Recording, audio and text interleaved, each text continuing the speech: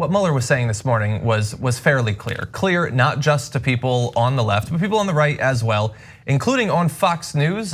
Bret Baier had this to say.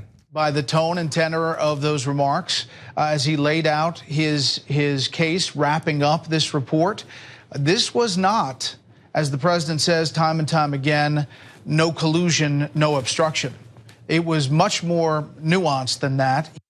I haven't watched any other Fox News today. I'll just imagine that on through to Sean Hannity, they agree with him. No, but Napolitano, as usual, came out and was clear. Again, look, guys, don't get confused Napolitano for anybody's liberal or progressive. And so he's been saying a lot of things driving me crazy lately. That's because we're two Americans who disagree. That's the way it's supposed to be, okay? But on this issue, we do agree. And he said, well, Mueller said that there was evidence that he did obstruction. It's like, well, what else do you need? He said there's no evidence or not enough evidence on collusion, but plenty of evidence on obstruction. So you've got a couple people on Fox News going, look, guys, I don't know, I can't. There's a bridge too far, right? I can't twist his words to mean the exact opposite. So I'm going to tell you what he actually said. So we'll have to see tonight. But you know what Hannity's going to say and Lou Dobbs. Lou Dobbs is going to say, arrest them all. Who, Trump? The guys who committed the crimes? No, the people who pointed out the crimes. But literally that's what they say. Yeah. And they're now starting investigations. And we'll see if Trump's team, Trump has told William Barr to start investigations on everyone who investigated him.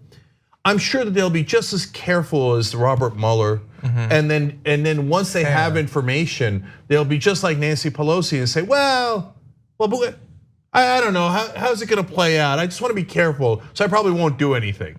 Or with almost no evidence, they'll barge in and start to lock people up. So the disparity here is out of control. But for the moment being, the important takeaway from this is, whether it's Justin Amash, Bret Baier, Napolitano, even the right wing, and Baier, all those guys are a million miles from progressive, a million miles from moderate.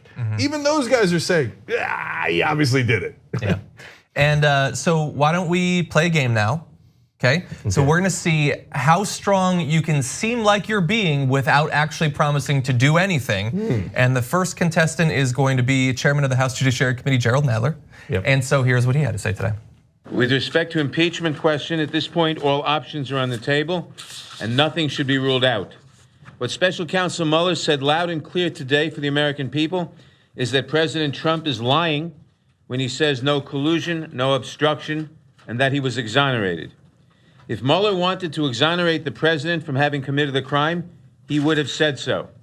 Instead, and he says he would have said so. With regards to impeachment, will you then move forward at a particular time? You say it's on the table, but what exactly does that mean specifically? We are following through in our investigation. We will continue to do so, and we'll make decisions as they seem indicated. Okay. Yeah, we're following procedure. We're gonna keep to the timeline, and we expect it will conclude sometime after the sun has expanded in size and consumed the earth. Yeah. So about 7.5 billion years. Something like that. Yeah. So look,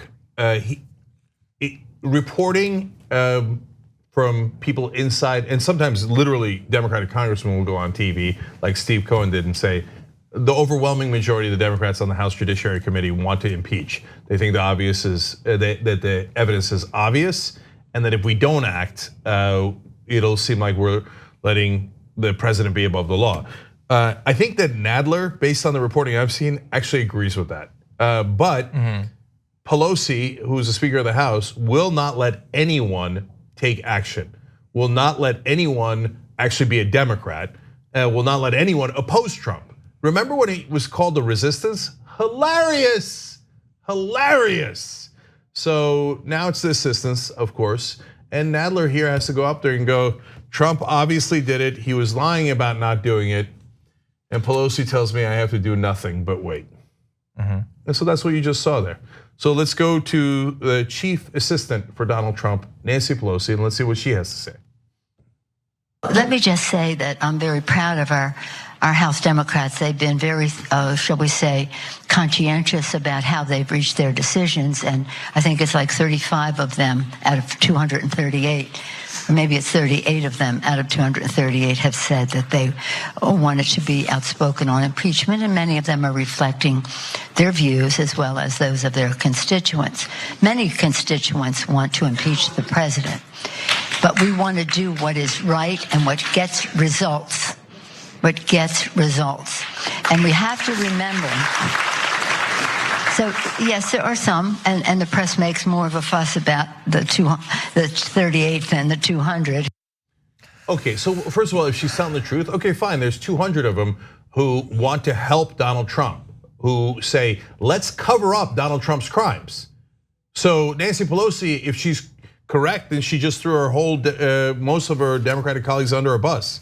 Another set of group of people that she threw under a bus was her voters. She said, oh, my voters want to impeach, but we have to do what's right. You understand the words that you just used? You said, oh, like my idiot, rabble-rousing voters who I basically despise want to impeach, but I'm not going to listen to them. I'm going to do what's right. So you framed it as not only are your voters wrong, but they're almost immoral, and that the bastion of morality is Donald Trump, because you will not impeach him, because that is the right thing to do. That is as bad as you could possibly imagine. I mean, the leader of the Republicans couldn't do more damage to the Democratic Party than Nancy Pelosi just did. And she also says, I'm gonna do what gets results. What results? On what? What are you doing? She always says like, oh, I've got other priorities. Really? You're against Medicare for all, you're against Green New Deal, you couldn't even get $15 minimum wage passed. I thought you were a master legislator. What the hell's going on? You got plenty of time on your hands. What are you doing if you're not doing impeachment? Go ahead, we'll wait. Apparently we'll wait a long, long time. You're not doing anything otherwise anyway. This is at best cowardice, at best. I think that for Pelosi, when she's thinking about what will get, these quote unquote results, she's probably thinking, about 2020, probably thinking about, the Senate, probably thinking about who's running for president, and I feel like she just thinks that impeachment now probably will throw a lot of that into disarray. And and I get it, sometimes people don't want to, throw a lot of plans that they might have laid out into chaos by, sort of introducing something new to it. But, when you have people like Elizabeth Warren who, I strongly agree with and think is doing so many amazing things right, talking about how she doesn't care politically what happens, we should move forward with impeachment. I think those are people who we should be listening to. Yeah. So look, I want to address a couple of quick points that the Pelosi team makes. One is they believe that it's the 1990s. It is not. I just wanted to correct that for the record. They believe that Donald Trump is just like Bill Clinton. He's not. They're two different human beings. I'd like to correct that for the record. Bill Clinton at the time was incredibly popular. Donald Trump is incredibly unpopular. So your sense of time and politics is miserable. You don't really know what you're doing. I mean, to go back to a cliche thing of like, oh, impeachment didn't work for the Republicans in the 1990s when they did it based on absolutely nothing against an incredibly popular president. Oops. So you don't know anything. So let's move on past that. Number two is, she says, oh, well, the Senate, this is the number one thing they do. The Senate won't convict, so what's the point? The point is that you do your job and then you worry about whether they do their job. And by the way, when you have impeachment proceedings in the House, the whole country will see all the evidence. The 11 times that he obstructed justice according to the Mueller report, do the American people know about that? Almost not at all. Why? Because you never brought it up. You never talk about it. Maybe, I know this is absolutely unthinkable to Nancy Pelosi. Maybe if you made your own case, the reality is, of course, she does. She represents the corporate donors. She's making their case. Hey, I got the tax cuts already. Trump's awesome. And I'm raising a lot of money if I'm a Democrat off of Donald Trump. That's what this is about. Anyway, but if you actually made the Democratic case, you'd have a better shot. Then the American people go, oh, I see. Right now they say Trump, they see Trump going, I'm innocent, case closed. They see Pelosi saying, hey, the right thing to do is not to impeach Donald Trump. What do you think they're gonna conclude? Or what if you said, hey, you know what, Donald Trump is wrong, this was a crime, and we're going to investigate it, and we're going to, and make sure that there are consequences attached to it, then perhaps your side would have a fighting chance. But you don't want them to have a fighting chance because you're a natural born loser. And then Washington tells me that Pelosi's a master legislator. Is this what a master legislator does? Just lies down like a floor mat for Donald frickin' Trump. It's not like we're dealing with FDR here. It's not like, or even Reagan, I got no respect for him, but at least he was in his time popular and had some degree of strength. Donald Trump is the weakest, saddest, most pathetic, most unpopular president we've ever had in our lifetimes, and you're still laying down for him. That's unbelievable. And the Senate, you know what would happen? The Republicans would then be put to a decision. And the decision would be one of two things.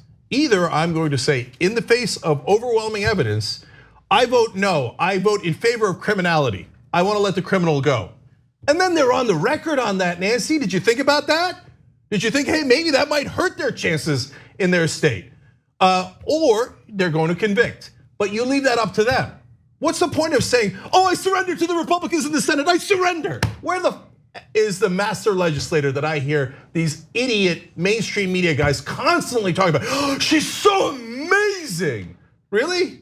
Really? Lying down to Trump, kneeling, bending a knee to Trump is amazing? That's the master legislator? Okay, and the most important part of all this, guys, is precedent. If Nancy Pelosi says, under no circumstances, which is exactly what she's saying now, are we going to pursue impeachment? Here's Mueller, did 2 years of work, gives me 11 counts of obstruction, and I say no. That means the president is above the law. And not only any president, which is a horrible, horrible precedent to set, but you don't have to think about this outlandish scenario where we have a monstrous president who wants to do wildly illegal things and doesn't believe in our democracy. He's in office right now. That's the guy you're letting get away with it, okay? So if Pelosi says no impeachment, what's to stop Trump from breaking more laws? He just got a get out of jail free card forever. Imagine if Pelosi's wrong and they don't win the election and Trump wins again. What is he gonna do in the next 5.5 years, not just 1.5 years?